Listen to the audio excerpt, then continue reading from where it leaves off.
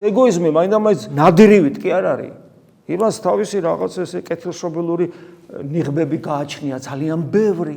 მათ შორის სიყვარულის ნიღაბი აქვს, ერთგულების ნიღაბი აქვს, მეგობრობის ნიღაბი აქვს, რელიგიურობის ნიღაბი, რელიგიურობის, ღვთის ერთგულების ნიღაბი აქვს. აბა ფარისევლობა რა იყო? რა ერთგულები არ იყვნენ? იყვნენ.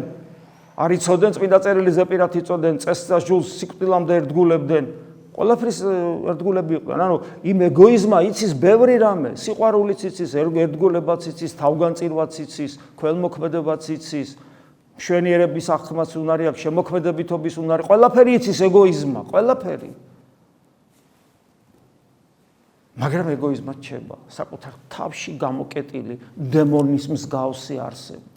და რაც უფრო კეთილშობილურ რაღაცებს აკეთებს, მით უფრო მოხიბლული, აი კეთილშობილი ვარ, აი ქველმოქმედი ვარ, აი სიყვარული მაქვს და პავლე მოციქული სიწყალს ასხავს. თავგანწირული სიყვარულიც რომ გქონდეს, მოწამეც რო იყო და სიყვარული თუ არა გაქვს, აი ის სიყვარულზეა საუბარი, რომელსაც ქვია, როცა შენ მისნებას ემორჩილები, რომელიც შენთვის მოვიდა და შენთვის მოკვდა.